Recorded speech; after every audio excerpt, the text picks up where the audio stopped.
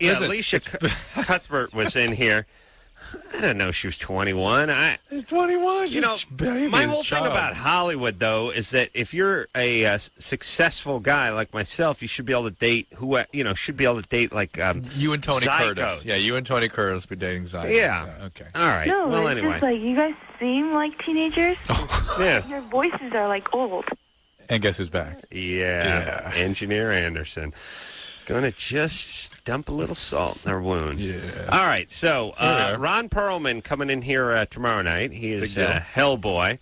Hellboy, I guess it was number 1 at the box office last week, and then it went down to number 2 because everyone went to see the Passions for Easter. Right. Yeah. And I imagine it'll go back. If there's any God, it'll go back to number 1 again. How'd the girl next door do? Anderson? I don't know, because maybe Anderson will know. Can you look that up? I know Alamo didn't do all that great, and there was a couple other movies I can't remember. I was thinking to myself that this New York Minute thing that I worked on with the Olsen twins had better do well, because they are spending a fortune on advertising. Oh, my God. I've I've just seen one billboard so far. Yeah, but I've seen 100 television commercials. Oh, really? And every time I go to the movie theater, the trailer. Are you in the trailer? In the movies. But not on the TV? Not on the TV. All right. That's still pretty good. That's good times. Yeah, that's good. Well, maybe it will be a big hit. We'll see. Why shouldn't it be? Got the Olsen twins. Yeah, this girl's, they crap. They put varnish on it, make paperweights out of it, make $10 million a year. Everything that comes out of them turns a profit. Do you understand? Yeah. They lacquer their Duke. They sell it as paper. They stamp their initials in it. They sell them as paperweights. They made 9.87, almost $10 million last year, just on Duke, on loose-sided Duke. And now I know why they're not coming on the show. That's right. Now, listen, they're not coming on the show because they're faggoty. Whatever they got, their publicists are horrible. It's nothing to do with them. Go ahead, Anderson. Girl Next Door came in 10th spot. 10. Not bad. 6 million. Wow. How much? 6 million. 6 million? That's about what they were predicting 7th. They were? It's 10. And Alamo came in. What was the order, Anderson? Do you have it? Yeah, it's behind me, so hold on. All right, screw it. Passion of His Christness. Yes. Hellboy. Well, Chris is looking at it. Chris knows it. Yeah. The Family Vacation. Oh, the Family Vacation. Alamo, yeah. Walking Tall. Oh, the remake. Yeah, sure. Not the original. Yeah. Home on the Range, which is the new Disney little colored cartoon there. All right. There we go. I'm bored. Scooby-Doo 2. Oh, yeah. Which classic. was not bad. You saw that. We got to get Matthew back up here. I did take my kids to it, and I really thought it was I didn't get that, oh, my God, I'm wasting my life feeling, which I get in most films that I see with kids. And Matthew did an amazing job this time. I mean, it's like he really sort of has a facility now with that character. He's a gifted thespian. Well, here's what happens. I swear to Christ, you're right. In my book, we got all these actors who are playing some gimp with a easel in front of them, doing a little painting, and everyone applauds because the guy has a lisp and he only has the use of one eye. And all of a sudden, we got to give Daniel Day-Lewis another Oscar. To me, the tall order is being Jim Morrison or being Shaggy. Yes, yeah. Like if you said to me, hey, do you think you could portray a struggling gay painter? I'd say, yeah, give me a month. I could probably work something up for you. Right. But if they said you could do Shaggy, I'd just be like, like we got to go, Daddy-O, and it'd be the lamest thing in the world. It's bringing something to life that has a very stringent experience, right? We all know what it is.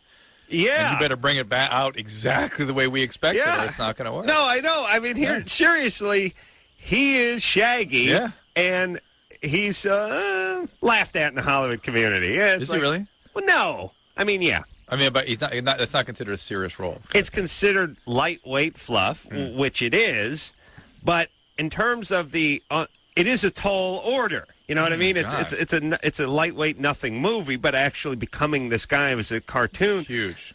Yeah, doing the voice exactly right, the mannerisms and whatever. He doesn't have a guy to go off of. He has a cartoon to go off of. Right. And this time he had a facility with it that really I thought was kind of nice. Very gracious. Yeah, give him an Academy Award. That's right. I'm just saying. I'm with you. Yes? Yeah, here's all I'm saying. Yeah.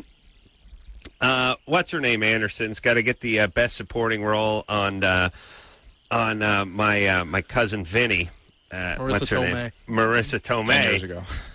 Okay. Well, the point is she's just playing some Jersey chick. She's probably from there. Right. Here's the big thing. Chew some gum while you talk. There you go. I don't know. To me, playing Shaggy would be a taller order. Yeah. All right. Thank you. Let's see Marissa Tomei play Shaggy. Uh-huh. See, it shows how tall that order is. Here we go. Steve? Yeah. Yeah. This is all energy left over from Val Kilmer being snubbed for the Doors movie, which I think he should have won the Oscar for. Go ahead, Steve. All right, got kind of a list of problems, but I'll start you off with the basics. Since about September, I've had a really bad problem of going out and trying to find some other girls cheating on my girlfriend. But the thing is, if I just can't find it, I'll go and pay for it. Mm-hmm. How long has that been going on for? Since September of last year. And how often do you do it? I've probably been with about 15 different women. All of them prostitutes, or? Yeah. Oh, that's just prostitutes. Just prostitutes. Mm-hmm. All right. What's the question? How much does the average prostitute run? Probably average is about 200 to 250. Yeah. That's what I'm talking about. Hold on a second. Drew and I were laughing last week about that show, Hookers on the Brink. Is it on the brink or on the edge? Never can remember it. Maybe Anderson knows. It was like HBO, a Showtime show where they just follow hookers around. They mic them up. They get in the car. The Johns get into the car with them. It's like, okay, sugar, $15 for BJ, $20 for sex. And then you hear the guy go, come on, girl, you got to do me better than that. So it's like, $20 for sex, huh? You flip the guy at the airport $20 for grabbing your bag. 20. What are you trying to say? Yeah, maybe I should be getting more. I'm just saying, trying to talk someone down from a $15 BJ. What do you want? Okay, you're right. That's $14.95. $14.80. No, you're right. This is grossly inflated. It's about $8, $8 or $9. Really? The chick's got gap teeth and she's missing an eye. All right. It is true. It is true that they're like, the factory seconds, so to speak, of hookers. I mean, this isn't your, high-class call girl. This ain't what's-her-nose from Pretty Woman. Right. But, Julia, still, they're in their 20s. They're reasonably built. They're not missing any limbs. I just like the fact that the guy's going to haggle with them over the $20 BJ. $20? Who do I look like? Then the other thing we're amazed by is that them in their car with their voice, license plate pixeled out. Right. You can let that go in the air? You set a release on that? The guy has no idea. Yeah. At 5 years of doing the Man Show, if I wanted to wear a pair of goddamn Nikes, I had to put a piece of tape over the Nike. Otherwise, we'd get sued.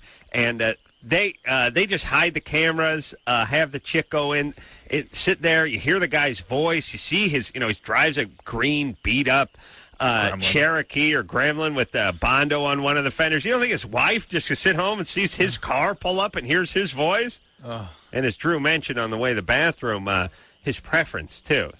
What? Like how much extra for the thumb. You know what I mean? Like when the wife, if your wife, you're a passionate man, Drew. If your wife would know what you were ordering. You know what I mean? It's like recognize your order. Yeah, like if they look if they look at a receipt from a restaurant that you ate at with two people, you go, yeah, that's true. Yeah, he's a BLT guy. Yeah. That's what he gets. Yeah. All right. Hey, good times. Good times. So, Steve, what is your question for us? Like, I really, the girl I'm with, I have a steady girlfriend for the past year and a half. No, Steve, just break up with her. What is the question? I need to get some help to stop this. All right. All right, let me ask you some simple questions. Were you sexually abused growing up? No. Are you an alcoholic or addict? No. You've never been addicted to a substance? No, my mom's a cokehead and does marijuana. My dad's kind of an alcoholic as it is, so I tried to steer clear of that growing up. All right, but you were not abused in any way? No. Are you a Mormon? It really started, the whole thing really started when I got back from Iraq. As I got back, me and my girlfriend had a whole lot more problems. And then I kind of lost the unit I was in. And I lost some friends overseas on her birthday. And when I got back, I was transferred out of the unit, and I went to the whole other side of the country, and that's where it happened. Like, or what happened? That's when I started looking for other women. Yeah, that's when the prostitutes All right. started. Well, this may be, sometimes people, just like starting to use drugs, they will use sex as a way of trying to manage overwhelming feelings. And this may be sort of a way to conceptualize this as a post-traumatic stress disorder of types. Yeah. That you had this horrible experience in Iraq. You now can't, it's too scary to be intimate. You have all these overwhelming feelings. Doesn't everyone who goes to Iraq have a horrible experience? If you I imagine. I mean, do you have to say you had a horrible experience in Iraq, or could you just say, I've been to Iraq? I think I've been to Iraq is enough, but he went back and he had a horrible experience. If you come back in a body bag, that's an extra then we should say something about it. If you just went to Iraq and came back, we'll assume you had a horrible experience. I'm imagining not everyone is in battle, in combat. Not everyone loses friends. No, that's what this guy did. Not everybody. No. I just mean everybody in Iraq is having a horrible experience. Yeah, Iraqis, animals, but everybody, lawn jockeys, all of them. But are you now? What are you suggesting we do with Iraq? You changed your tune. It sounds like about Iraq. No, I'm just saying it's a horrible place. Yeah. I don't know if the people really. I don't really know if the people are governable. If that I didn't screw that word up too much. Governable. There we go. You know what I mean? I'm not sure if they're ready for it. I mean, things like that have been said about Vietnam and Philippines at the end of each war. These things are said. And eventually people come around to forming governments in Cambodia. Well, yeah. Well, that's a little different situation. Yeah. Each a little different, over there. But still, horrible civil strife, horrible divisions, and war, and then people behave a certain way. You know what I'm saying? Yeah. Well, anyway. They're like wild stallions that can't be broken. Except for, not in a good way. Yeah, I was talking to that Bobby Brown show that's about to come out on TV, the reality show where they're following him around in cameras. Yeah. And I heard how they're spinning that. It's like, well, he's a free spirit. Oh, my God. I cannot let that one. That please, give me a camera. Yeah. I mean, a free spirit. Well. Oh, my God. When did sociopathy become free-spirited? Sociopathy? Yeah, I don't know. Hey, so listen. Steve should go to, no, wait a minute. Is it SA? Yes. Well, I'm not sure he's a sex addict. He is clearly using sex as in response to all this trauma he's been through. I think he just needs to go somewhere, have an evaluation, and see if somebody can come up with a diagnostic sort of idea of what's going on with him, and then refer him. Maybe certainly a 12-step wouldn't hurt. All right. And by the way, I mean no ill to Bobby Brown. I'm being facetious. No, but great people. But I mean, the free spirit thing is we cannot let when people act out. I mean, Michael Jackson's a free spirit too, and you know what I'm saying. Yeah, there's more to these stories than free spiritedness, and needs to be looked at honestly and critically. Yeah, no. I'm not meant to hurt anybody. In fact, it might help them be able to be seen more honestly as who they are. Okay, let's just talk about this for a second, because in the past the news wouldn't really get involved with a lot of these stories. Now, and I think this is the part you object to and I object to as well, they act like they're getting involved with it because they're concerned and because they want to provide some sort of public forum for these kind of things, but they never get to the problem. No, they just keep the spin going. Yeah, and it's more like, they wrap it up by going, he's a deeply spiritual man, and with the help of his things and the help of the Lord, he will find the strength. He needs rehab, is what he needs. Right, whoever, or whatever it is. Yes. And there's too much BS all around people's inner light, it's BS, and they never do get to it. Right. So now it's insulting. Like, I wish it was back how it was, where they just wouldn't even talk about it anymore. It would be shameful. It would be shameful for them to actually go and talk to these people, or to make this or to be shaming to the people. These stories weren't newsworthy. Yeah. All right. Jessica? Yeah. You're 22? Mm-hmm. What's up? I had a breast reduction surgery a while back, and my breasts are still tender, and I'm kind of wondering about how long it's going to be until that stops. What part Where'd you all quiet now, down, Drew? Sorry? Where'd you go from? What were you? Double D, up, kind of in between that and a triple. That and a triple D? Mm-hmm. Didn't we decide there was not a triple D? I thought there wasn't a triple D. Well, then somebody ought to tell Victoria's Secret that. Victoria's Secret makes a triple D? Mm-hmm. I'll tell you my plan, Drew. Well, they have the universal. I'm going to tag those Triple D bras, just like radio they tag the caribou in Alaska to figure out their migration, and then I'm going to follow them home. That's good. You know what I'm saying? Yeah, you have a little radar device. Yeah, they do that on clothing already, where they just put that little magnetic thing on there. That's in case you get into an avalanche or something. I'll be in a van outside the Galleria. Boop. You'll need to have Seth Green behind the radar. Isn't that his role now? Yeah, I'll have Seth Green. He'll be the nerdy guy back there. Right, behind the computer. Right. And I'll have like John Favreau in a cabbie hat driving the van, smoking a cigar, and I'll say stuff like, "Let's roll." And then we have visual on the unit. It'll just be a chick in a minivan, and we'll follow her home. And then we'll set up, we'll bivouac outside the house and set up a surveillance cam. But let's agree that if anyone were going to set up the universal, should we call it language or system for bras for cup size, it would be Victoria's Secret. They should just claim it. Now they should. Yeah. All right. So Victoria's Secret makes a Triple D. Therefore it exists. Yeah. I guess. Oh, and hold on. Let me say this too. It's all this, everyone's on us about talking about, content, what's on the radio, FCC, all this kind of stuff, content on television. These Victoria... They canceled that. Secret... The TV show? No, the commercials. Oh. Spankable. I mean, Spankable at 7, 8 in the evening. I mean, you're sitting there watching Entertainment Tonight at 7:30 at night. That goes in the Victoria's Secret commercial. Yeah, kind of oiled up chick and, tight bra and panties, cleavage for days, walking in slow motion, down the runway, sort of jiggle. I mean, they're not wearing bathing suits. They don't make bathing suits. They don't make shorts. They don't make halter tops. They make panties and bras. I just file that under we just can't decide what we are. We really can't. Bathing suits are okay. Underwear not okay. Yeah, but maybe bathing suits aren't even okay. Still, I'm not prude, but if you're sitting there with your 8-year-old and you're just watching TV at 7 o'clock, 7:30 at night, and this chick she's jiggling. I mean, I don't. No one ever says anything about it. I don't want them to say anything about it. I enjoy it, but I'm just saying. Victoria's Secret has seemed to have slid under the radar for the moment. In terms of their stuff. You know why? The thing that's interesting about it shows just as much skin. Chicks are a little better looking. It's a little classier. If one of the chicks had like a tattoo and a knife scar, and it was Fredericks of Hollywood, they wouldn't get away with it. It would be considered in poor taste. There's something. Therefore, if they try to take it off the air, it should be discriminatory.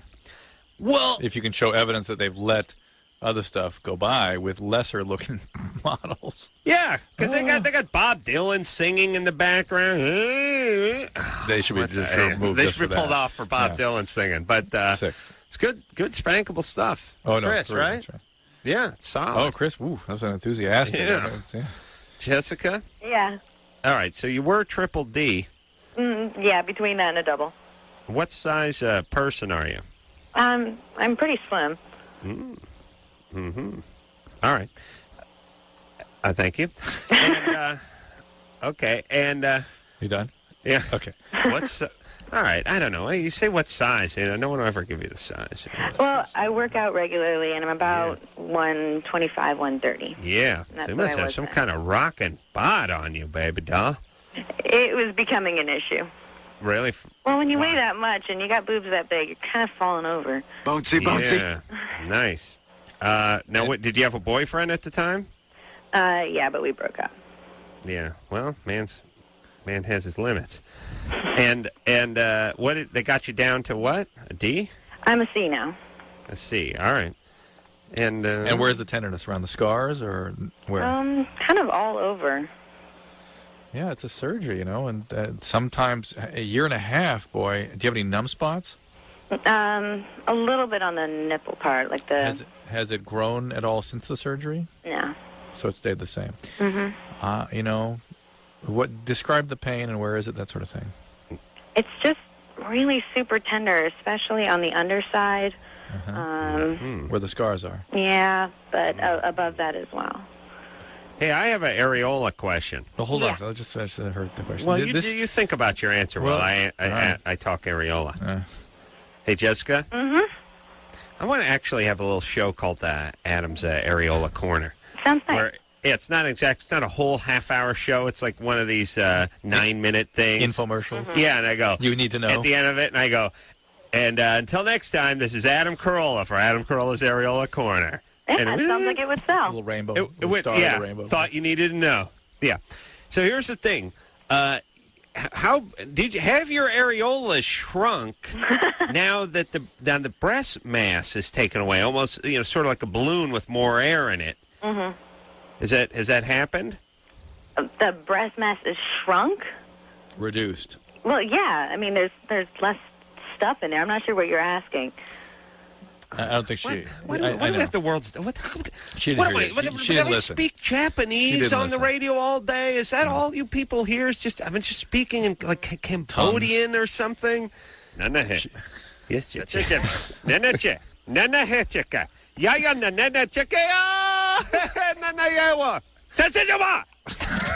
That's where I turn Japanese at the end.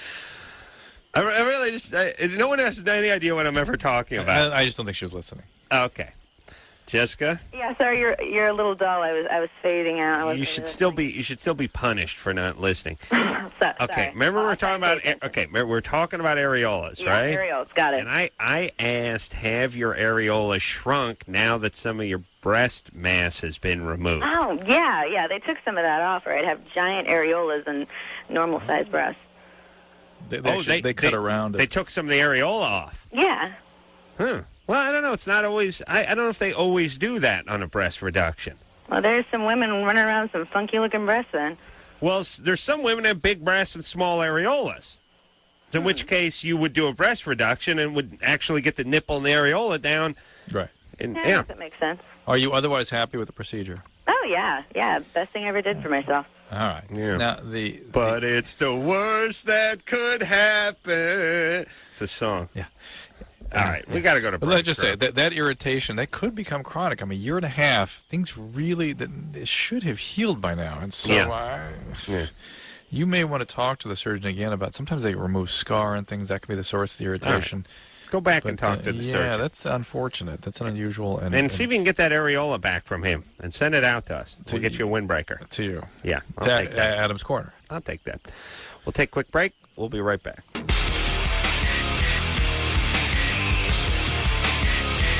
Hey, everybody. Loveline. I'm Adam. That's Dr. Drew. Phone number 1-800-LOVE-191. Ron Perlman, Hellboy, is going to be in here tomorrow night. What else has he done? Hellboy, well, he was, Ron Perlman also played Hell Girl, Hell Dog, and just Hell Cow, Hell Mom, Helvetica, this type of print. City of Lost Children and Happy Texas is known for. Yeah. Helvetica is he a big guy? It was an action movie. Remember that show Beauty and the Beast? Beauty and the Beast, yeah. Is he a big guy? It's not as big as Hellboy. But is that Hellboy all made up stuff? All I don't know. Is he a big guy? I know it's a true story where, Hitler went back through some porthole to some netherworld and tried to get Satan to stop the Axis powers. I mean, is he in real life like a wrestler guy type? No, I don't. Or was that all sort of? I think he's in good shape. I don't know, Anderson. Well, in City of Lost Children, he was portrayed as a giant, so there might be something to that. I don't know why he's cast. Right. I think he's a good size. Let's not make fun of him until we can see him. The Last Supper too was a great film that he was in. Oh, okay. All right. You like got that range. Last Supper and Hellboy. All right. Well, we'll see Ron tomorrow night, and then Paul Tracy, race car driver, is going to be in here, and then Antonio Sabato Jr. is going to be in here. And, yeah. All right, Tina Fey, The Darkness, Pennywise, Colby from Survivor, following week. Ready to rock here, Drew? Here we go. All right, let's talk to Joey. Joey? Yeah? You're 18? Yeah. What's up, buddy? Well, this past Thursday, I stayed after school with my art teacher, and she usually flirts with everybody. But I think this time she took it a little too far, and I didn't really care at that time. And she's like, because she was showing me how to do some drawing or whatever, and then she just all of a sudden, like, she kept rubbing her legs at my legs, and then she's like out of nowhere, she's like, take off my shirt, and then I just unzipped it off, and I started playing with her breast, and she's like, what are you doing? And then she seemed like she just started to enjoy it, and now I'm afraid she might accuse me of sexual harassment. No, she is the teacher. She is the one in the position where you can be exploited. So, no, she is the one that's going to get in trouble. Yeah. And just so the table is not turned in some sort of bizarre way, because somebody a teacher that's capable of that, God only knows what she might pull. Yeah. In terms of saying, not just you harassed her, but maybe you cornered her, or who knows what. And next thing you know, I mean, this is meter-maid publicist type activity. You know what I mean? You have no respect for this, basically. You're saying zero. Yeah, zero. And so you need to go to the school. And tell hold them. on. Yeah. Is this maybe bogus? No, I got. You believe him? I feel the confusion. Joey is 18. Uh-huh. Okay. Joey, I wonder what the wattage bulb Joey's got going up there. I'm guessing it's just one of those. Whatever about the size of the one that's the marker light on the fender of your car. Not the headlight, the marker one on the side. Joey? Yeah. Hey, did you have sex with her? No. He just fooled around. You just felt her boobies. Yeah, then we just started kissing. And then what? How did it end? Somebody knocked at the door, and that's when we just stopped immediately. Okay, and you're 18, and you're a senior in high school? Yeah. Did you get held back a grade? No. I just turned 18 this year. Sometimes 18-year-olds. Yeah, no, I'm saying if he just turned. But his being 18 doesn't change the ethics of the circumstance. Not really, but it's better than a 15-year-old. Yes, it's not as troublesome. All right, now listen. Here's my point. I don't think Joey is going to go narc her out. Well, he should. Are you? I don't know. Well, do you want to go talk to the principal about her behavior?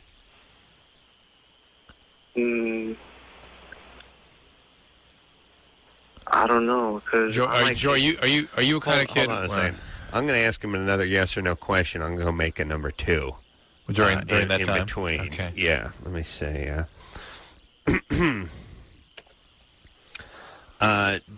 Joey. Yeah. Is it cold in Chicago? Is it cold in Chicago? Oh, I'm going to go make. Okay, go. A little bit, not that much. No. Hey, he got that went in like 100 times faster. Yeah. All right, so Joey, here's what I don't understand. You're calling us because you're worried you might get into trouble. Are you the kind of trouble guy where people expect trouble from you? No, not really. What's that? No. No, you stay out of trouble. Okay, yeah. Here's my plan for you, Joey. My plan for you is to not be alone with this teacher anymore. Yes. Get your grades, graduate, and go off to a nice junior college.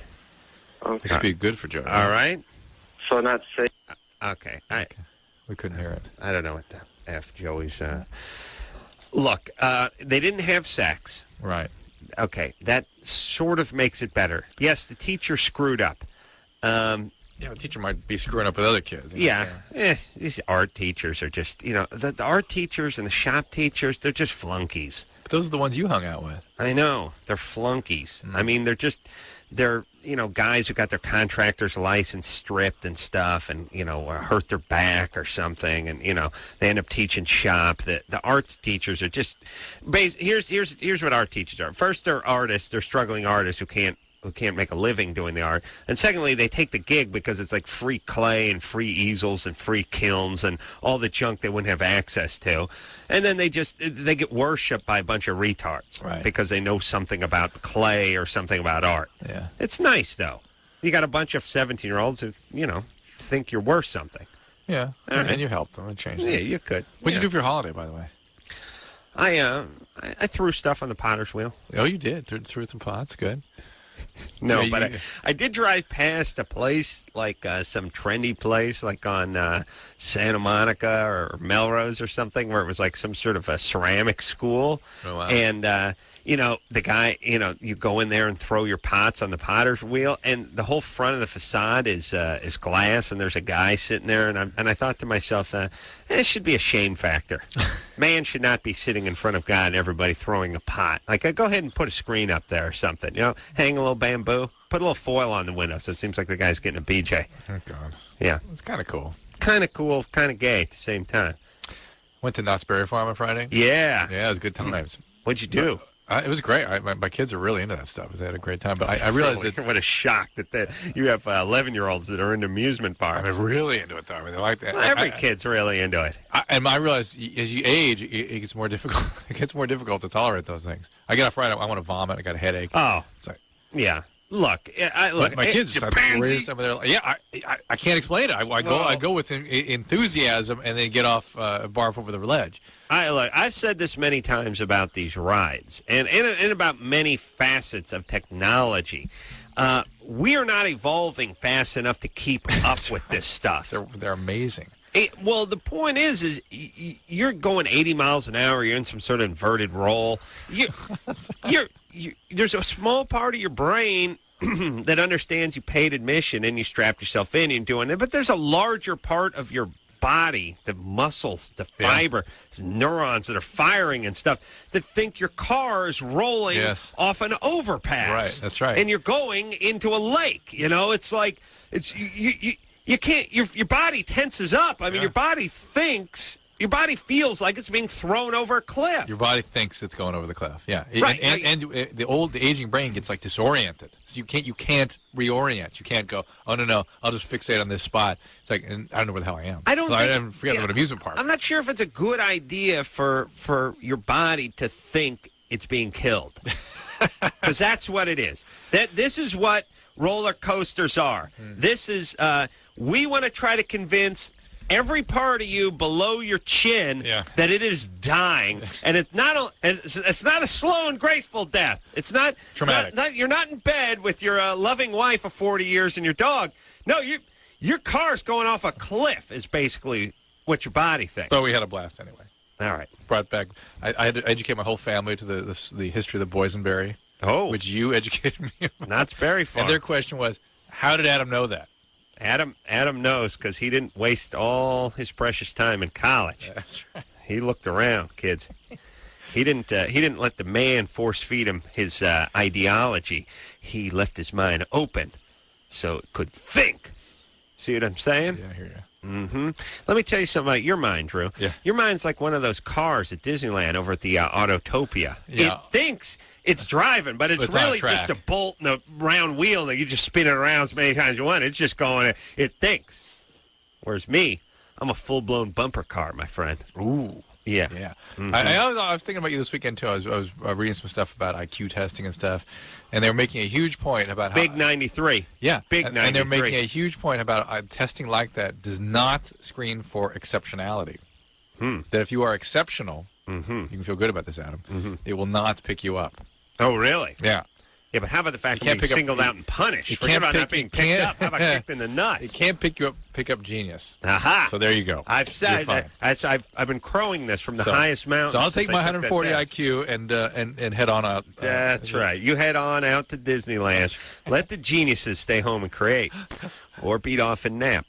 Let's take a little break. Seems to be the other thing that geniuses, I guess, like to do if you're representative. That's how I charge my batteries. That's good times. We'll take a quick break.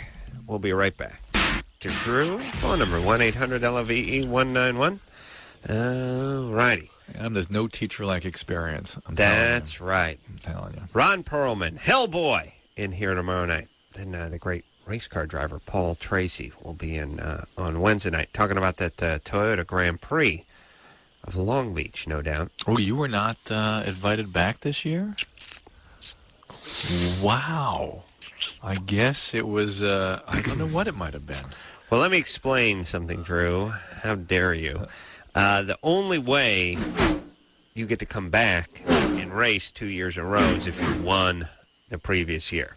Really? And it seemed like there were some names there that kept showing up year in and year out. There are names that show up every other year.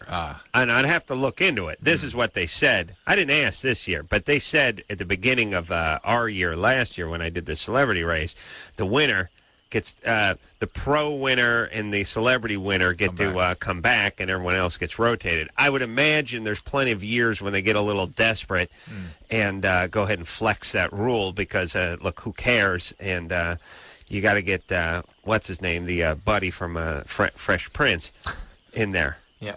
The hell's Alfonso Ribeiro? He won a few years in a row. What? Okay, he's got a name like a Formula One driver. All right. Let's see. Had an abortion.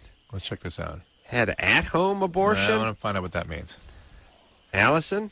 Yeah? You're 17? Yes. You had an at-home abortion? Well, I tried. What does that mean? What did you do? Well, like, when I found out a couple weeks ago that I was pregnant, and I told my best friend, and she said that that you can take a coat hanger, and when you cut it, you can stick the long piece up there or something, and she didn't, like, go into details, so Allison, in the days of yore, when abortions were illegal, that was one of the sort of images that people conjured up as a way of defending the need to make abortions legal. It's because women that did that routinely died. They did? So, yes. They bled to death. Oh, did they have coat hangers? I thought they only had wooden ones back then. Yeah. And so, back then, it was only 20 years ago. And so, if you are pregnant and you are hell-bent on terminating, you can go anywhere you wish, go to Planned Parenthood. They will give you one. They will pay for it, and they will not tell anybody. You know, did you really use a coat hanger? Yeah. Yes? Really, really hard, and it's... Oh, wait, hold on. How... chicks can't do this, but how much of that coat hanger did you get in you? I didn't get that much in because it just started... Because I cut it with a wire hanger so I could get the... a wire cutter thing so I could get the long part. So basically, all you do, Allison, is tear your vagina or tear your cervix. You will form infection. You can die. Forget the bleeding to death. You can get infection in there, get into your abdomen. It is a really super serious situation. It would be weird if the kid came out with like a Zorro on his forehead. Just call him Harry Potter or something horrible and unfortunate. And you need to get this taken care of immediately. Okay. And Allison, what? You're 17. I worry about you just a little bit. A lot. Well, I worry about you imminently for what you've done. I worry about the fact that you're having sex and you're not prepared to deal with it. I worry that you're so. It was actually the first time my boyfriend and I had ever had sex. All right, but I'm worried about the future. Are you doing okay? Are you going to school? Yeah, I'm in school. Okay. Doing okay in school? I guess I'm okay in school. I mean, I don't know. My parents are really, like, strict and stuff, so I'm never ever home ever, and I'm out, like, getting every weekend. And... Oh, okay, man. All right, that's what Adam's talking about. All right, well, as long as you're on your way to Yale, that's fine. I'm sure they all got blacked out from the audience, but she talked about how screwed up she's getting every weekend and what a mess. Well, she said effed up. Okay, come on, everybody. Just everyone stop, would you? First off, okay. Allison, please get some help. Please get some help. Okay, please get some help. Because also, this sounds like addiction underway, too. So, look, here's the thing, everybody. We don't have crystal balls. We just have calendars that go 5-8 years into the future. Okay? Don't look at it as a crystal ball that we have. Look at it as a magic calendar that we can go ahead 5 years, 10 years, and see what things are going to look like. You flip forward a few years with Allison. It don't look good. I'm not sure the calendar even keeps going. Oh, really? Yeah. May end. Well, she keeps experimenting on herself with coat hangers. She's really in a desperate situation. I mean, yeah. All right. Take care of it, please. Okay. Amelia, 13-year-old Amelia. Yeah. Hi. What's happening? Hi. Okay, so what happened was I was with this guy, and we started making out and stuff, and like I was like on top of him, and like his hand was down, so I thought that he was fingering me. Mm-hmm. And but then I realized that it was his penis, and as soon as I found out, I jumped up. But he was like doing it for like 30 seconds. Wait a minute. That's how. That's my move. How could? Huh? And I don't think he came because it takes. Okay, so like this is the first time that I've ever done anything, and I was so not ready for sex, and like I wasn't, like. All right. So you were on top of him. Yeah. I should say you were not ready. And you couldn't tell the difference between him. No, because I've never been fingered before or anything. Like the first time I've done anything with anyone. How old was this guy? 17. Oh, all right. God. And why were you? Okay. Well, look. Okay. No. Oh, and I know that like I thought about this, and like I know that like he took advantage of me and everything, and like. Mm-hmm. And like it's not like we were going out or anything. It's just okay. All right. Well, look. All right. You made a mistake. Yeah, and I'm just like, and I'm scared because like he pre-comes sometimes, and I was just like, How about the morning after pill? I know pre-cum. How do you know his history? Because he told me. Oh. But like, can guys feel it? Conversation. But what, Emily? Huh? What'd you say? Do guys know if they pre-cum or not? No, they don't. Not usually. They know if they have that tendency, but that's it. Like Adam knows he doesn't have that tendency. Yeah, it's like asking the guy in line in front of you if he knows he stinks to high heaven. They probably know they don't smell like a bar of Irish Spring, but they have no idea the effect it's having on you. So, Amelia, so here's the thing. This was how long ago? Thursday. And soon as you realized it was his penis, you jumped off, and then you did what? And I was just like really shocked, and then we went home. Like I went home. What about the morning after pill? Do you know what that is? I know what it is, but like I don't know. I don't have a car or anything. I don't want to tell my parents. I was in New York. Like I was visiting my dad, and I met that guy. And all right. Okay. Horrible. Well, here's the thing. She's not pregnant. Let's hope not. Yeah. There's not a good chance that I am, right? There's not a good chance. There's not even close to a decent chance that you are. Well, there's a chance. It doesn't mean it's not impossible. It just means there's not a good chance. And you got in over your head. How did you find out it was his penis even? Because his hand, both of his hands are on my back. Yeah. Could have been one hand, one penis. Back and see, that's what I'll do. Okay, look, we got to take a break. Yeah. Amelia, 13, don't grow up too fast. You learned a good lesson. You reacted. You got yourself in a bad shape, and then you reacted accordingly. Yeah. Be careful. Take it slow. Take a quick break. We'll be right back. Hey, everybody. It's Loveline. I'm Adam. That's Dr. Drew. Phone number 1-800-LOVE-191. Ron Perlman, Hellboy, in here tomorrow night. Number 2 at the box office. I think it was number 1 the week before. The kids love the comic books, Drew. I know. I don't know what's up with that. I have no idea what they're doing reading. Yeah, well. Reading little cartoon squares. Yeah. I don't know. Did you see American Splendor ever? No. With the cartoon, yeah. Never saw that, but... it's the whole fantasy baseball and fantasy football and card collecting and comic book reading and comic book collecting. You're just not cool. That's all, Adam. Or you're not a nerd. I don't know what it is. It involves reading, so I know I'm naturally, sort of repelled. Anything that involves text or words. But so you're looking at a card. I don't know. Don't you want stuff? At least you want a gun when you're a kid. Here's what you should be doing. Here's what you should be focusing on. You should be wanting to shoot stuff, and you should be wanting to drive stuff. And you should break stuff or destroy stuff. Destroy stuff. You should start with mini bikes, and then get your way into go-karts, and then work your way into off-road stuff, motorcycles and dune buggies. This is what you should be looking at, and then you should be wanting to hit stuff with a bat. The whole sit around looking at the comic book and. Okay. All right. Don't look to me. All right. Thomas? Yeah, hey, how are y'all? You're 17? What's up? Oh, Germany or Florida? Yeah, before I started, could I ask a quick question for Drew? Yeah. Yeah, I wanted to know, does somebody have to have the genetic predisposition to become an addict or, like, an alcoholic? Because, like, I kind of... Go ahead. Because what? I kind of gather that, like, from a lot of stuff you said, it seems like that's what you kind of imply. Well, fundamentally, yes. I meet about 2 new addicts a day on my unit. We have about 2 new admissions per day. I've been running my unit for 14 years. So I've treated about somewhere between 7,000 and 10,000 addicts, and I've only seen one where I couldn't clearly see a genetic history.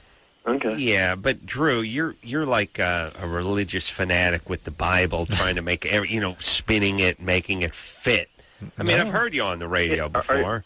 Are you a real doctor, or are you a love doctor? He's just a love doctor. Thanks, Thomas. No, well, here's how what do you I'm... figure? I ask you if dad or grandparents are alcoholism or addicts. Well, but I've seen you do that stuff where, like, did your parents physically abuse you? And they say no, and then you say, did they ever strike you? And they say, well, once they spanked me and you go, aha. I'm just saying, if you're looking to make the connection, you'll have a much higher batting average. Well, unfortunately, and I think I understand what you're saying, but the reality is when it comes to things like traumatic upbringings, when it comes to things like parents using substances, people deny it. Yeah. You have to be like an attorney asking questions, knowing what the answers are. When you find it, and it's easily substantiable. So, all right. Okay. Anyway, be that as it may. So, for the most part, let's put it that way. Like, is dependence the same thing? Because, like... No. Okay. No. Dependence is what happens late in the game. You get tolerant, you need more, you have withdrawal if you stop. That happens to all humans. Okay. But the non-addict will get dependent, will stop, and then won't look back, won't be interested in continuing. Okay. The addict will be permanently changed. And will constantly be preoccupied about the drug. He's tired of his own question. I know. He's 17. Germany or Florida? All right, time to get down to the important business. Right. These are sick and twisted from too much sun and Nazis. Sex, meth, and death fetishes. Both of them have got these. Guaranteed not to bore ya. Germany or Florida. Hey, Anderson, didn't you miss that song while you were away? I love that guy. Yeah, I heard there was a new one. I haven't heard the show yet. No, really? There is? No, I don't think there is. Somebody tried. Said they had one. Oh yeah, but that was the guy who was just scatting. Yeah. He was just like, Germany or Florida, because Germany has Germans in it and Florida has Floridians. Oh yeah. It was like, huh? Yeah. What was that song, Drew? I don't know. I'll try it. Yeah. I listen to every single show that I miss. I have to go back and listen to the Why? show. Why did you For listen? best ofs and stuff. Oh, that is brutal. Oh, Anderson. You can't get some flunky to do that. For the next 14 hours of my driving existence, I'll be listening to brutal. Brutal. That is brutal. Go ahead, Thomas. All right. An obese cat, 6 times the normal weight, has gone on a hunger strike at an animal shelter after being taken from his owner, who had fed him 4 pounds of mints daily, the newspaper reported on Saturday. Mint? Mints. Oh, mints. Yeah. Okay. The cat, weighing nearly 41 pounds, was brought to the animal shelter on April 1st and was so overweight he couldn't take more than 4 steps without becoming exhausted.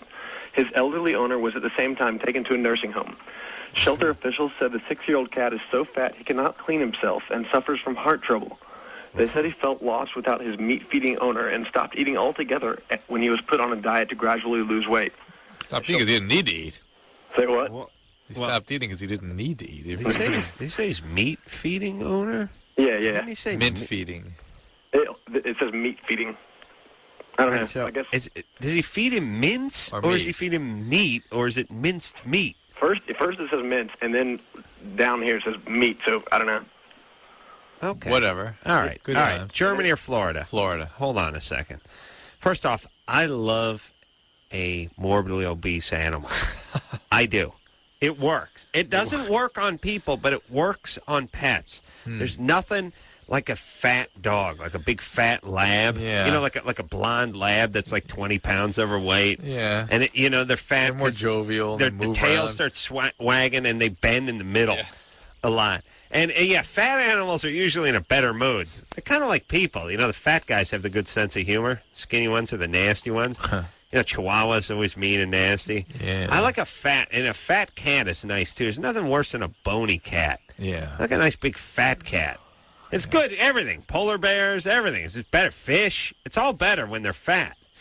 And then everyone's like, well, the dog will die 2 years earlier. You get another one. I mean, if you do the math, you live to 80, dog lives till 14. You're going to have 5 of them anyway. So you have 6. I think they're not just thinking about themselves as it pertains to the dog. They might be trying to protect the dog's well-being. Let me explain something about the dog. Please. Dog would much rather eat all those table scraps and have himself a good old time and not exercising and gorging on fatty meats and go 18 months earlier. Ask any dog. Dog will tell you the answer. He's at the edge of the table. He knows what he wants. Yeah. I don't know. It's weird when people get in, they get special diets for their dogs and stuff like that. And leave them a little fat. I like that. All right, you're going Florida? Yeah. Although the fact that they missed the translation, the meats and the mince, might indicate German. Ooh. There's a town in Germany called Minz. Mm-hmm. Maybe that's Mainz. I pronounce it Mince. Okay, here's the point. I think that's a very crucial and interesting point with the mince and the meat feeding. Yeah. I'm going Germany now. Good. All right, there you go. And I actually may have gone Germany anyway because it's a weird thing to feed a cat. All right, we're going Germany. Yes? Yes. Thomas. That's your final answer? Germany. All right. Yeah, that's right. Oh. Yeah. Oh, man, are we good? Yeah. All right. All right, buddy. All right, thanks. Try next time. Yeah, good times. Good times. Yeah, there was a translation problem with the mince and the meat. Yeah. Cat wouldn't eat mince. Doesn't seem like it. A cat's not going to eat Tic Tacs. Cat just eats meat. That's all they eat. Yeah, you get them to eat other protein forms like, milk and eggs and that kind of stuff. But then they'll lick a pizza or something just because it's got cheese on it. But they're not going to eat hard candies. No. Okay. This is meat and mince. All right. Jennifer? Yes? 27? Yes, I am. What's happening, baby doll? Nothing. How are you? You know what I like about fat cats, Drew? What's that? You can make them sit down, like in your lap. You know what I mean? And they'll stay put. Actually sort of sit. Yeah, they sit like beanbags, They become bottom heavy. They're more docile, like a thin cat's like sort of wiry, always trying to get away. We had a thin cat got eaten by a bobcat, but that cat Sorry. I know, is that nice? But that cat would eat so much. I mean, he was like bottomless. He would never gain a pound. No, he was smoking crack. He probably was. He seemed that way. The fat cat, you pull up on your lap, you sit him down like a human being, and he ends up sitting like a panda bear. You kind of plop him down. You kind of plop him down and move him around a little. Eaten by a bobcat. Yeah, and you know that story. I know, but did you... Oh, yeah, it got mortally wounded by it. My wife had to face off with the bobcat in the middle of the night. It was crazy. I went out the backyard with a broomstick and a kitchen knife. That's a draw, Drew. I got news for you. That is a draw. That's even money. Your wife's quite a bobcat herself. That's right. She's a tough lady. That's what I'm talking about. And, okay, so the cat was wounded by the bobcat. Yeah. And made it back in, but never. Well, no. You found out. We dragged it back in, basically. Tried it back then, and then you found out it was going to be like $2,800, and it was just going bad. We kept him alive for several days. Oh yeah. All right. Jennifer. Yes. Go ahead. You're 27. I am. I just got married about a month ago, and before that, I found out that my fiance at the time had he's got a lingerie fetish. Mm-hmm. Lingerie fetish. Mm-hmm. Yeah. What does that mean? It means he likes to put on bras and panties. That's not a lingerie fetish. He's a cross-dresser. Oh, okay. No. Lingerie fetish would mean he likes you to wear it. Oh. Yeah, but that just sort of makes him a dude, Yeah, but Yeah, okay, I'm with you. Well, look, it's odd for me. Soften the blow. No. The fact that he likes to wear underwear doesn't make him a dude. What would make him a dude would be him requiring you to wear lingerie. Right. That would be sort of an average kind of a thing. Even though guys are not into that particularly, really. Not as much as Victoria's Secret would lead you to believe. No, because they don't lead men to believe anything. All they're showing men is models they like. Well, let's put it this way: if one of those Victoria's Secret angel models was, strutting around the foot of your bed, you couldn't get her out of that goddamn bra fast enough. That's the point. That's the whole thing. They're selling it to women. Get going. But they're leading women to believe that men like the lingerie because of who's wearing it.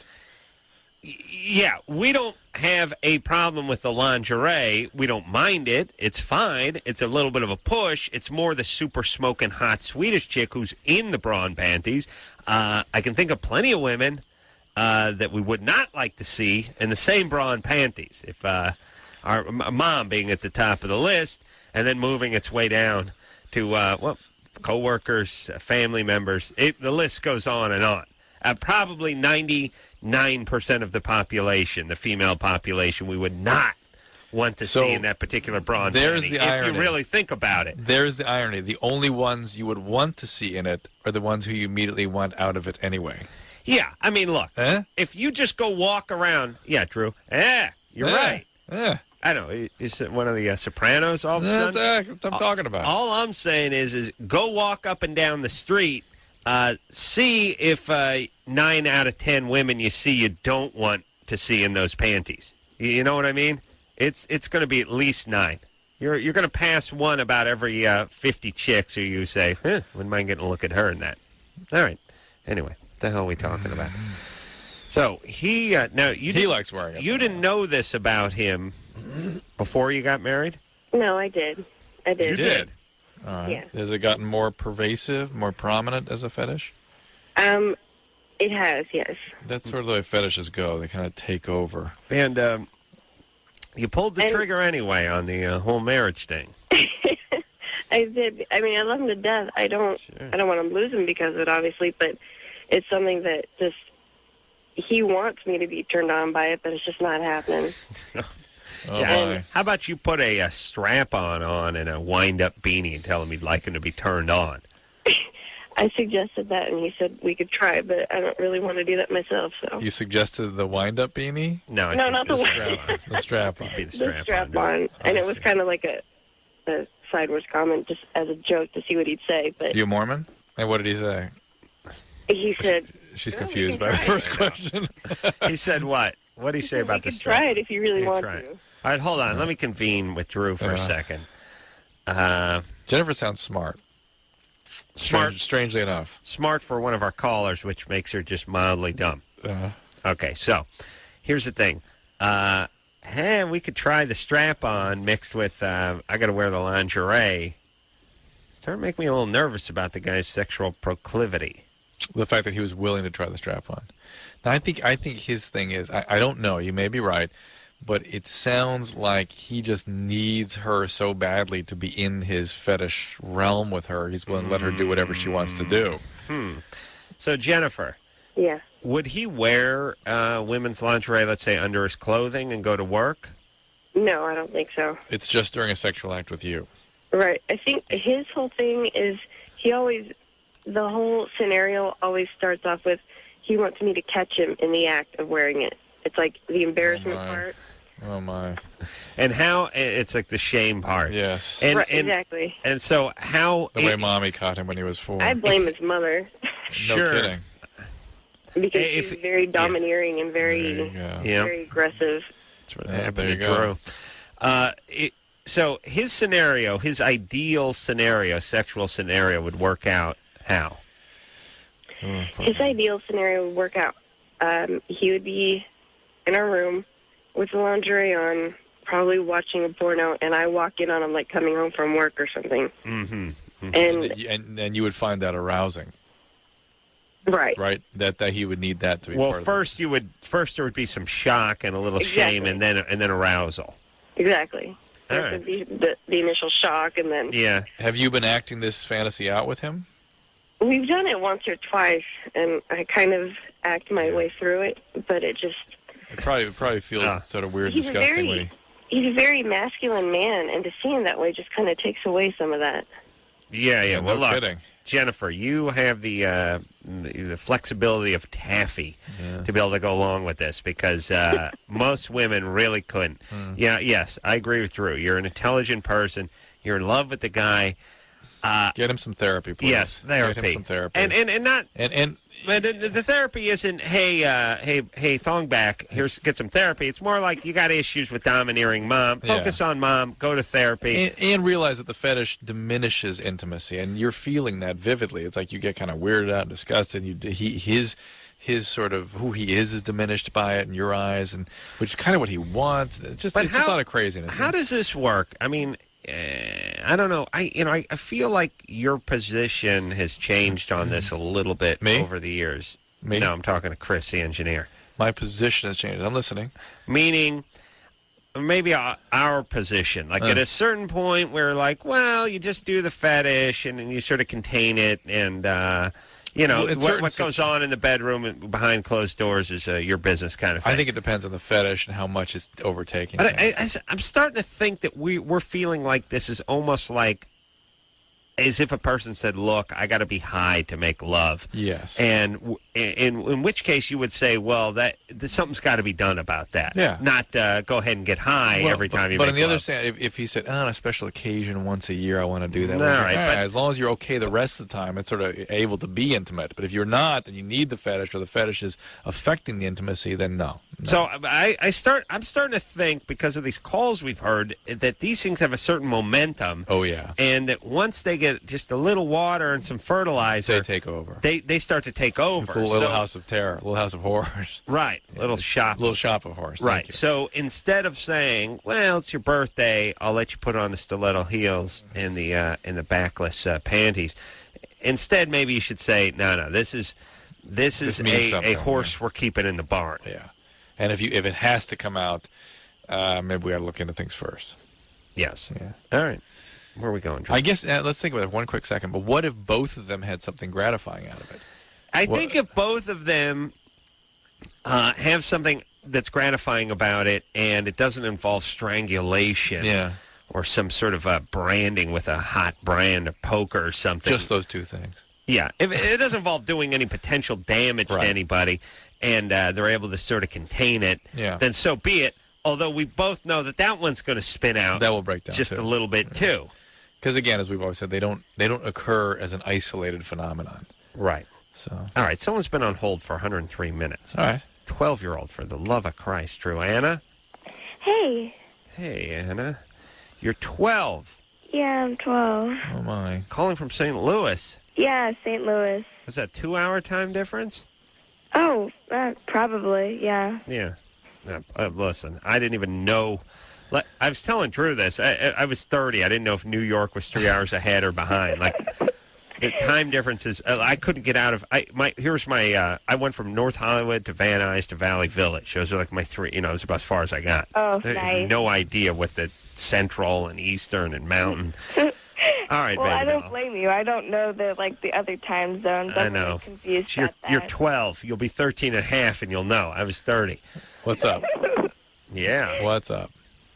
Oh, well, I'm bulimic, and there's all of these people trying to help me. Yeah. And my parents are real nice and caring about this stuff, and they take me to therapy, but the therapists, they get on my nerves so much. Yeah. Well, that's good. Wait, why?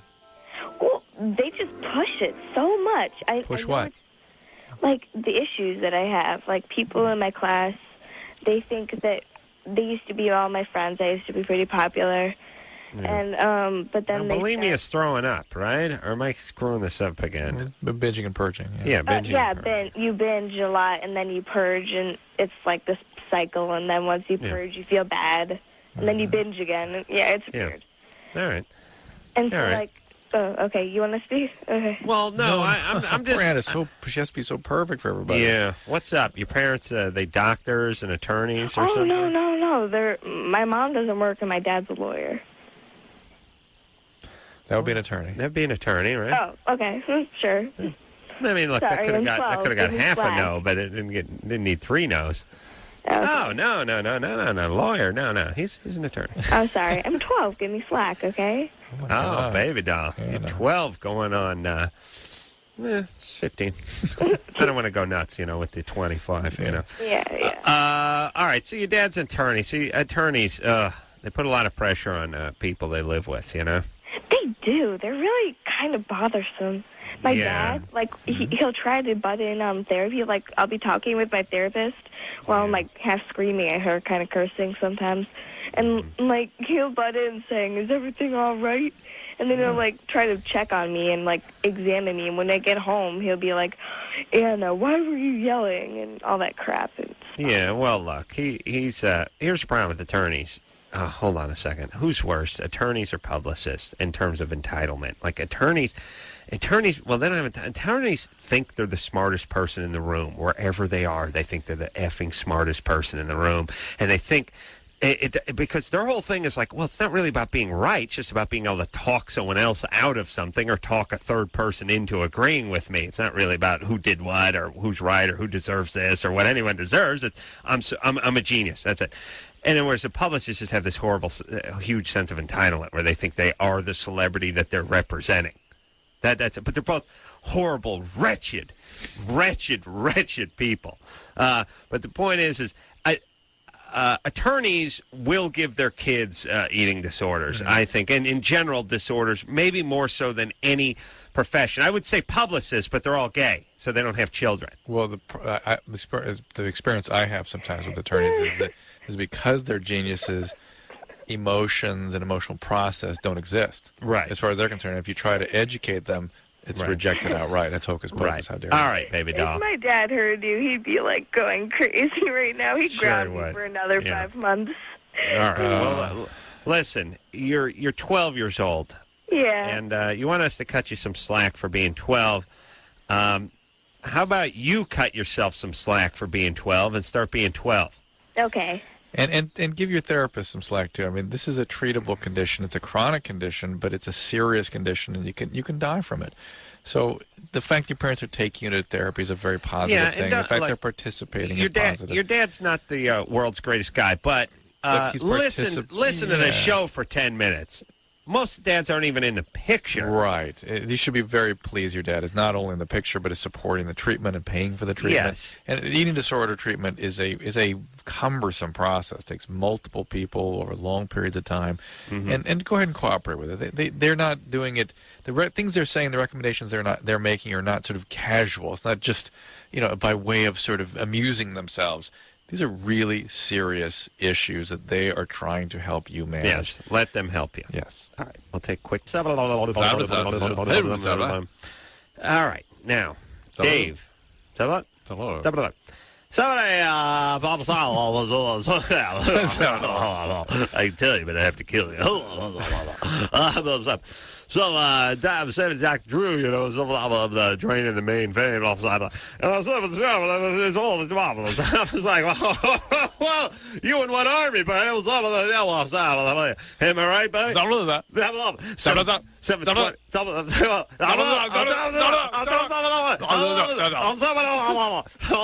7:22. That's 22 after 7. The weather and traffic coming up. Skinner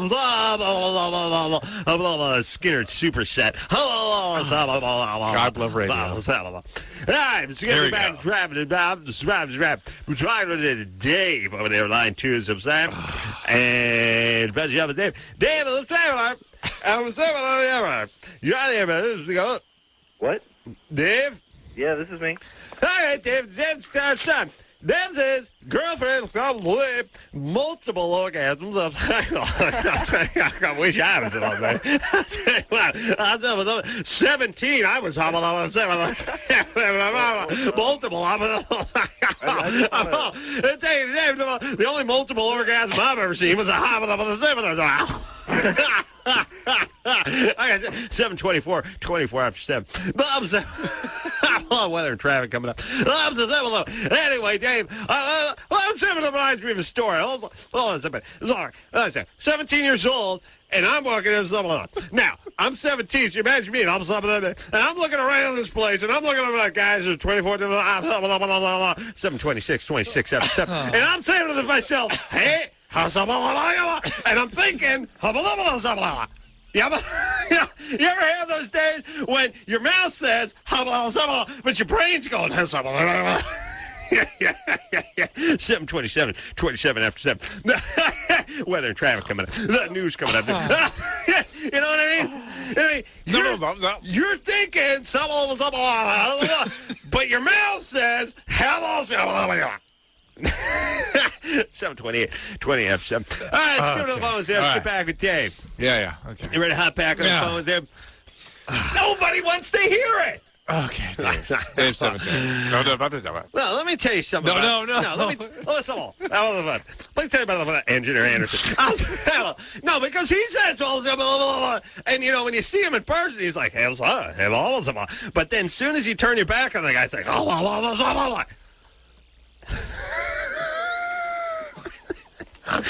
what I mean? Where's,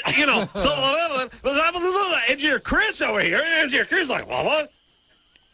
And I'm always like, hey, Chris, and Chris is like, and I'm like, and he's like, 7:29, 29 after 7. Where's Engineer Anderson's like, and you know the thing about Anderson, dude, talking out both sides of his mouth. One side of his mouth is like, hey, but the other side is like,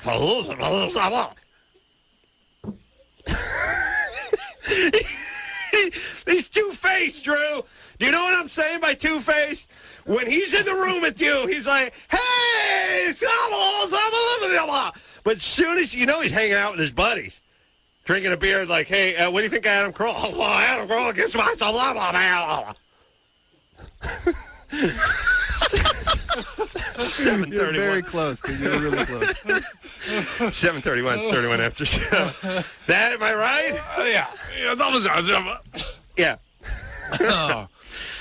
Oh my God. That is radio, man. That is radio. It's good radio. Yeah, it's great radio. So listen, they train you to do that, right? Mm-hmm. That's how you train. Broadcaster. Broadcaster's cool. Dave?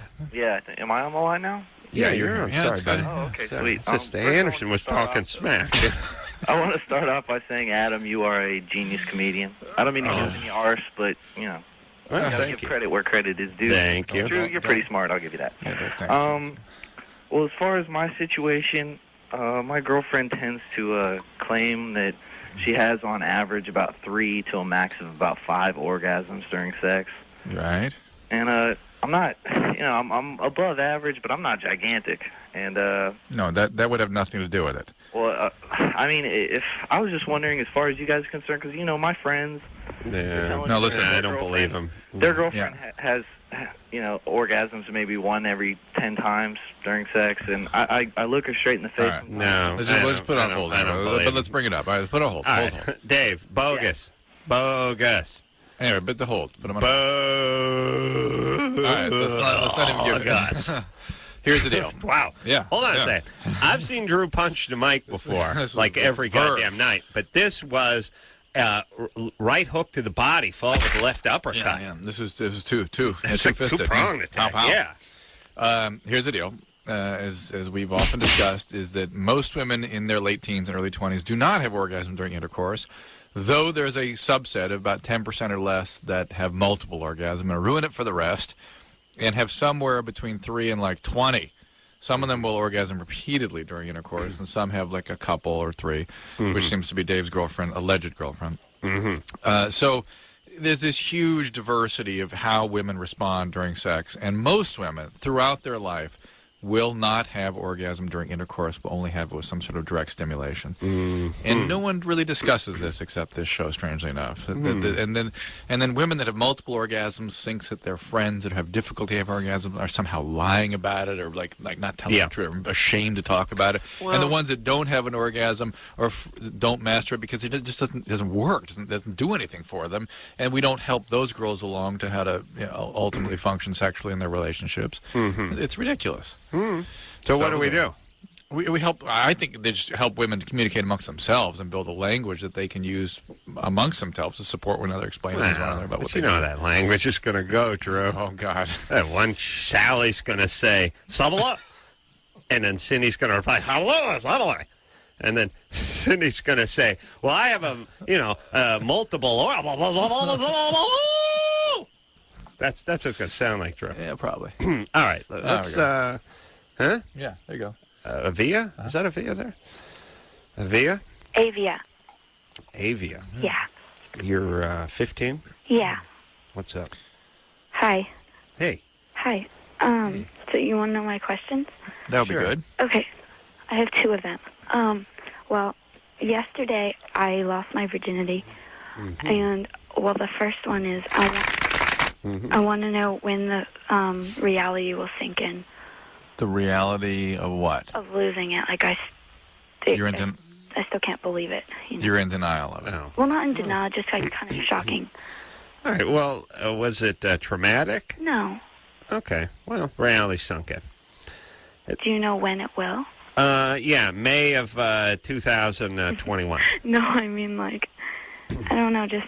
The fact that you are dissociative, you dissociate from the experience to the point where you cannot accept it as something that actually happened. Yeah, it's suggests, a bad sign. Yeah, it's not a good sign. It means you're not ready for this. I would say slow down, chalk this one up to some sort of experience, put it on the shelf for a little while, realize you did it, and just hang out for a couple of years here and wait till you really are quite a bit older and have a stable relationship and then think about doing it Who'd you do this with? My boyfriend. Oh, how long have you guys been going out? 3 months. How old is he? 15. No. Yeah, he kind of got forced into it, huh? Well, not forced, but... But, I mean, he really pushed you. Not really. He just asked a few times. And begged. Yeah. Yeah, okay. Well, that's what we're talking about. All right. I know he didn't want to violate you or make you feel pushed into something. Of course, he's a good guy. I understand. Yeah, but how do you...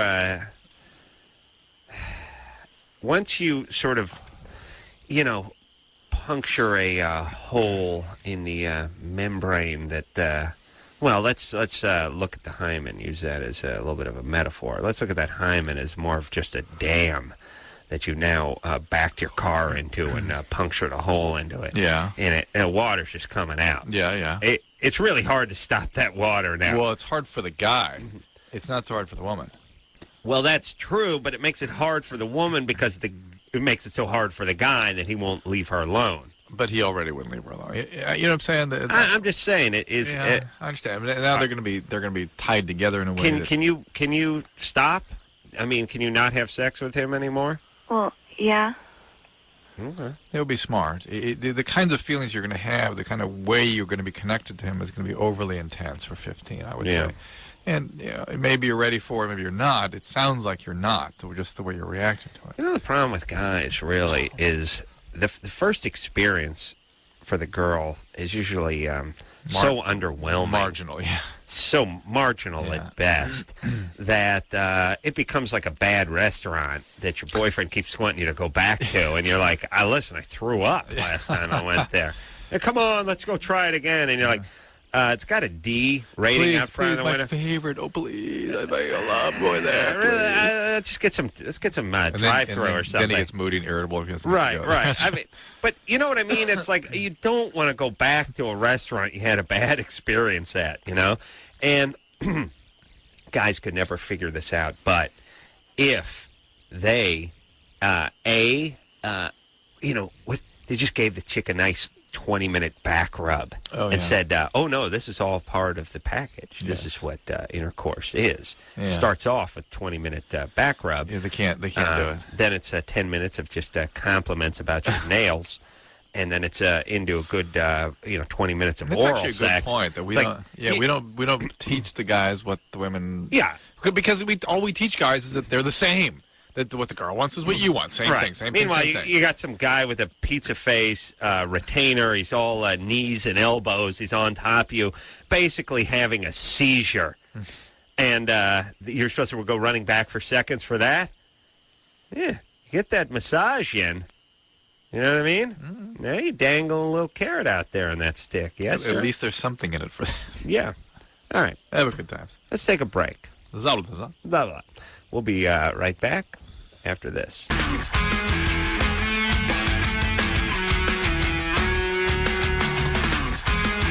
Hey, everybody. It's Loveline. I'm Adam. That's Dr. Drew. Hellboy, Ron Perlman, in here tomorrow night. We'll talk to him about that.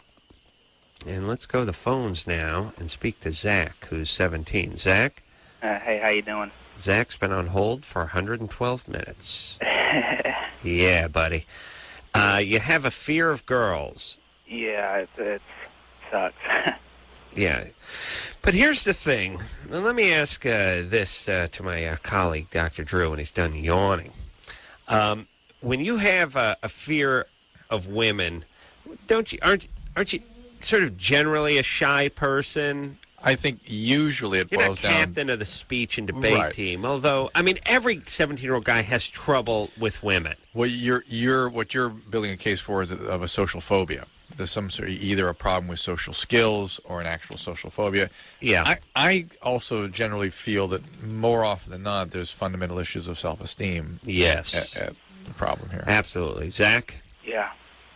I don't know. I can't even breathe around them.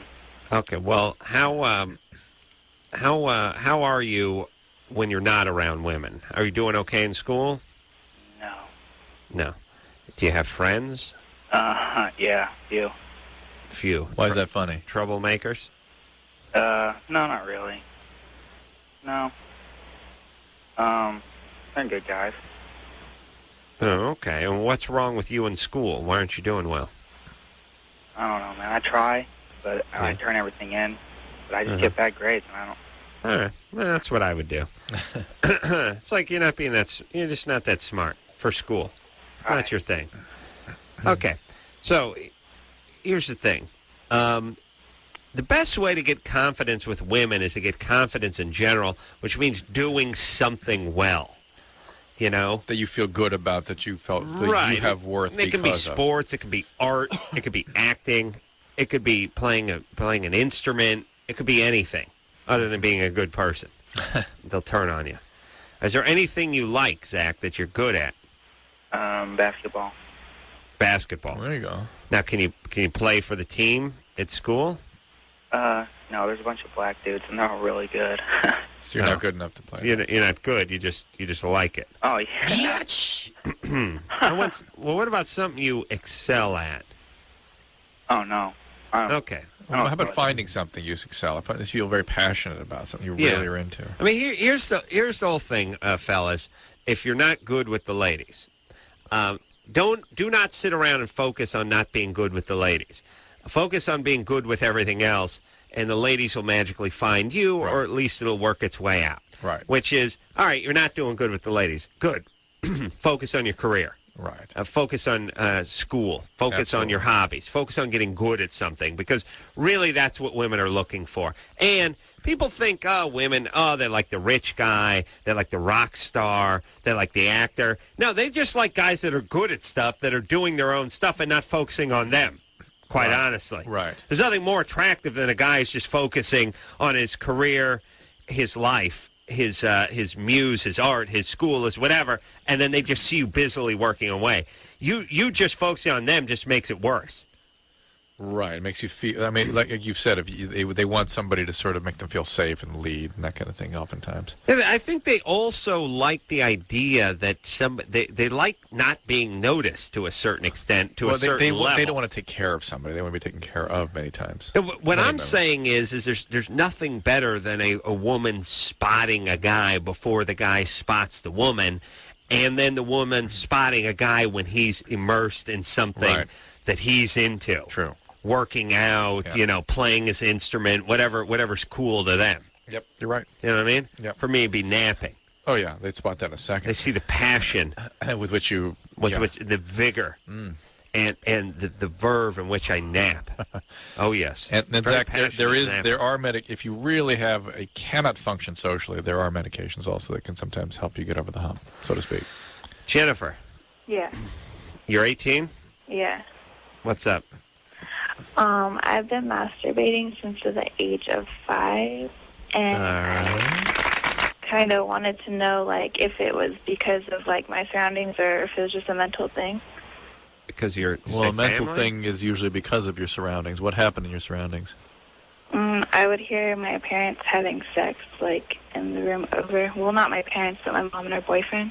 Yeesh. Yeah, that can mess with you a little bit. Yeah. They were over you. You were downstairs. They were upstairs? They were next door to me. Okay. Yeah. Where should put the word stairs in there? All right. That's bad times. Yeah, see, when kids get overtly sexualized at a young age, it kind of affects their wiring a little bit. So I think we always lived in like 800 square foot dumps. So I think, but then my parents had the decency never to get laid. Right. So it sort of worked its way out. Right. You're lucky, see? You thought you were miserable. Although I heard when I was in one of my dad's crappy North Hollywood apartments, I heard a woman get the bejesus banged out of her for all night. One of the neighbors or something? Yeah, oh, and I thought she was sick. Oh, I remember you told the story. Dad, the neighbors are sick. I mean, all I heard was, from 12:30 at night till 3:30 in the morning, it was just,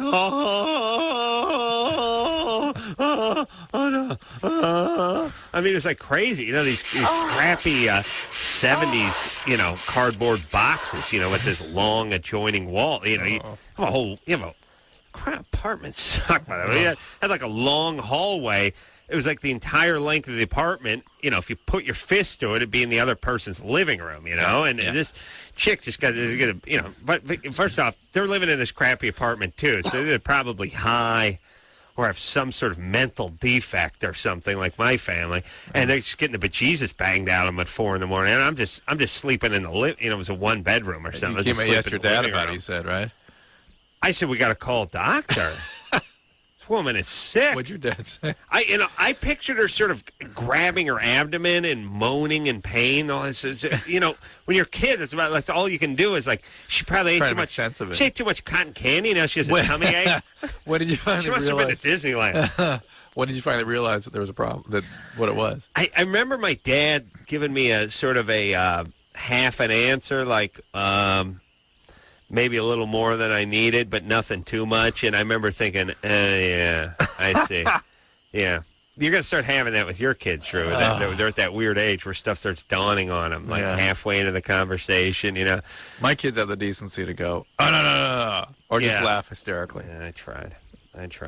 All right. Where were we? Oh, Jennifer. We're taking a break. Yeah. But what's up with Jennifer? All right. So what's the question, Jennifer? What are you asking us? So is it perfectly fine and perfectly healthy that I started that young? Yeah, it doesn't necessarily mean anything. Yeah, here's the question.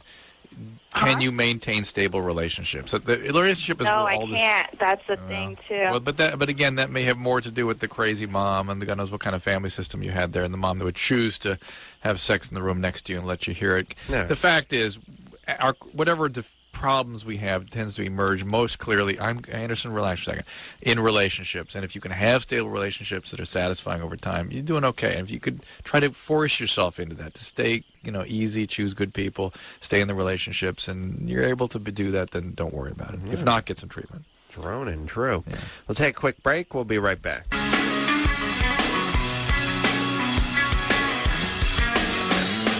All right, everybody, that's the show. God bless you for listening. Ron Perlman, Hellboy, in here tomorrow night. Kids saw that movie twice in one